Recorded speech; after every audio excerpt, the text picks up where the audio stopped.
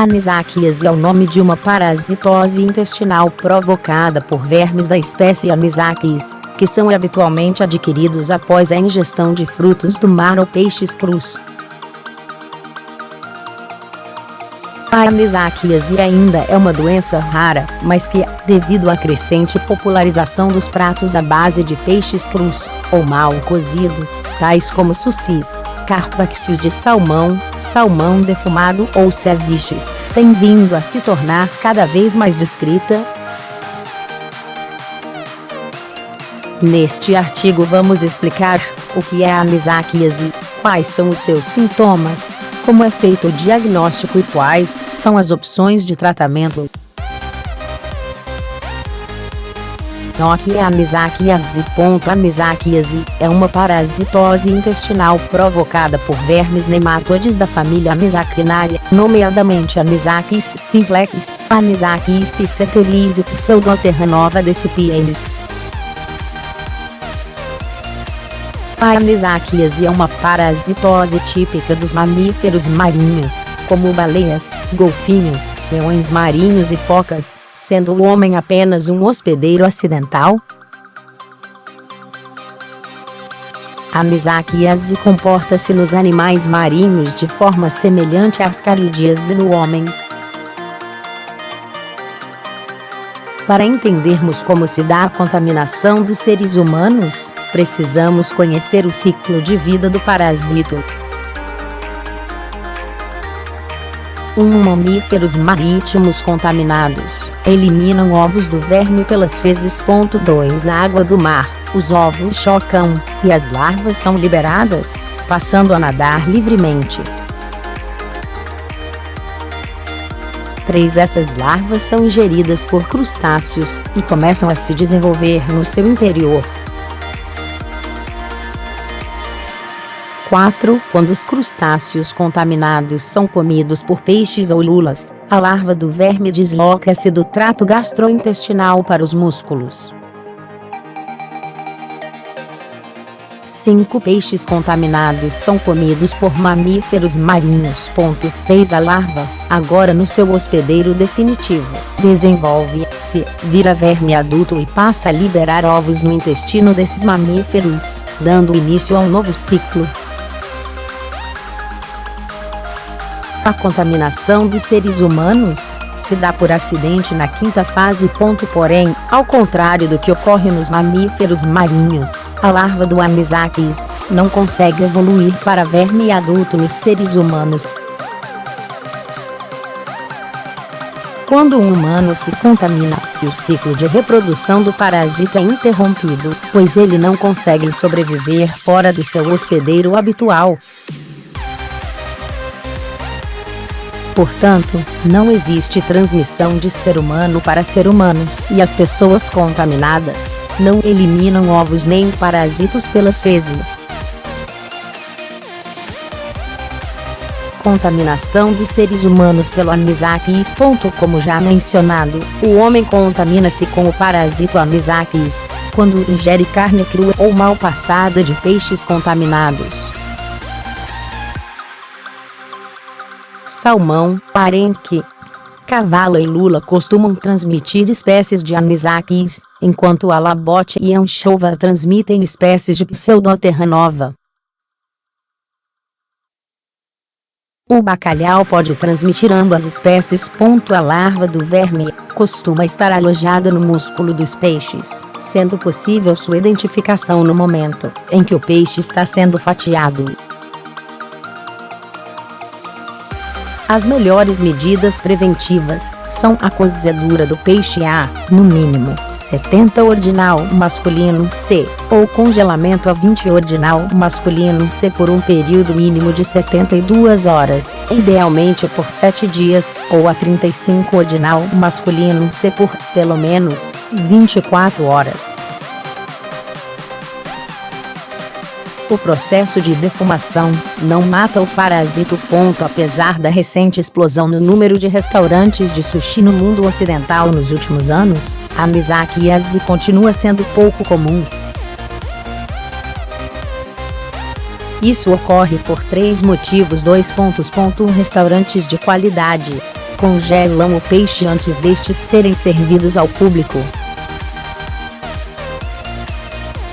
2. Muitos restaurantes utilizam peixes criados em cativeiro, sem contato com a vida marinha natural. 3. Chefes de sushi devidamente treinados são capazes de detectar as larvas do anisakis no momento do preparo do peixe. Em quais países existem casos de anisakíase?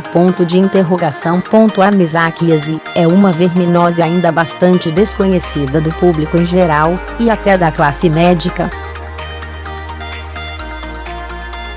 Todavia, com a crescente popularização dos restaurantes que servem peixe cru, principalmente ceviche e sushi, os casos de infecção pelo anisakis começaram a ser descritos com cada vez mais frequência.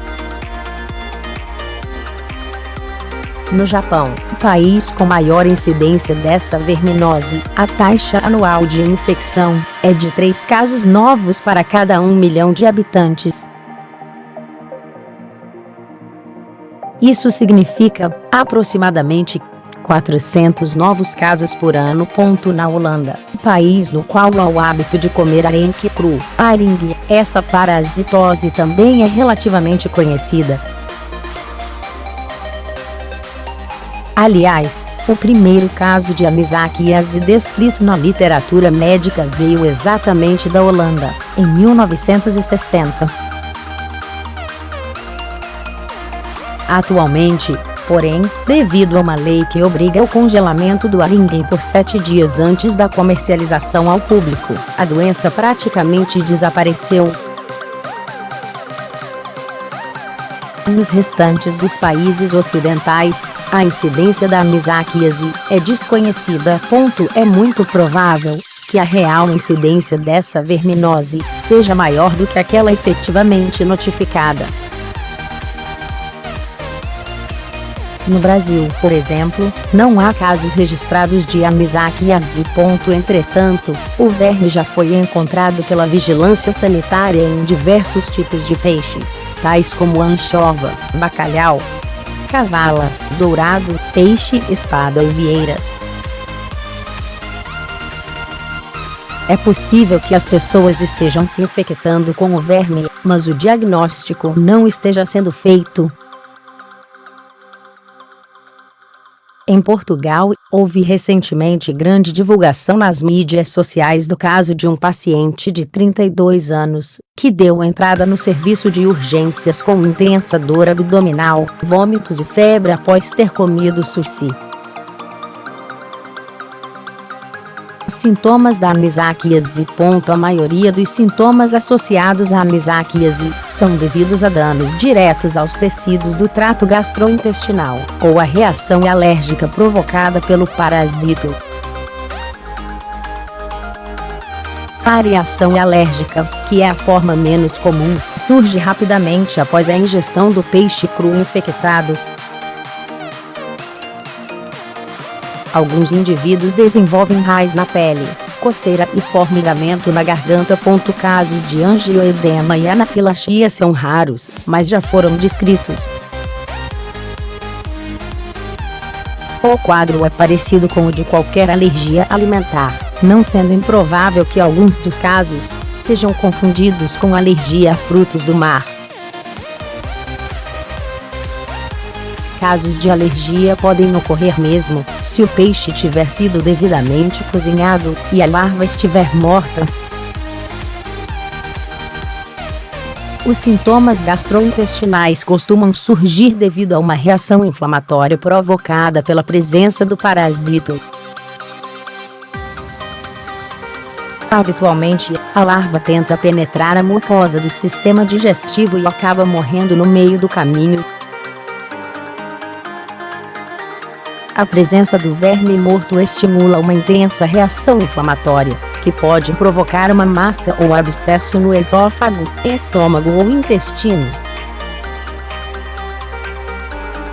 A anisakíase gástrica geralmente surge entre 1 a 8 horas após a ingestão do peixe contaminado e caracteriza-se por dor estomacal aguda, febre baixa, náuseas e vômitos. Os pacientes que apresentam vômitos podem eliminar a larva desta forma, acabando por ficarem curados. Já a anisaquíase intestinal costuma desenvolver-se de 5 a 7 dias após a ingestão da larva, e pode estar associada a dor abdominal intensa, distensão abdominal, febre e obstrução intestinal pela massa inflamatória. Diarreia com sangue ou muco também são manifestações comuns. A larva costuma ficar no intestino delgado e raramente chega ao intestino grosso. Eventualmente, a larva consegue perfurar o intestino, caindo na cavidade peritoneal e provocando um quadro de peritonite. Diagnóstico da anisaquíase. Na maioria dos casos, o diagnóstico da anisaquíase é feito através da endoscopia digestiva alta, que é capaz de visualizar facilmente a larva do verme dentro do estômago. Quando o verme já não se encontra mais no estômago, o diagnóstico torna-se mais difícil. Existem exames de sangue capazes de detectar a infecção pelo anisakis, mas eles não estão disponíveis em todos os laboratórios, e é preciso um elevado grau de suspeição por parte do médico para solicitar estas análises. Se o médico nunca viu um caso de anisakíase, provavelmente não irá passar pela sua cabeça pesquisar por essa parasitose. Tratamento da anisakíase. Quando o verme encontra-se no estômago, a sua remoção através da endoscopia digestiva é suficiente para curar o paciente. Os sintomas desaparecem logo ao final do procedimento. Quando o verme já não se encontra mais no estômago e penetrou a mucosa do intestino, provocando abscesso ou obstrução intestinal, a cirurgia é a forma mais indicada de tratar a infecção.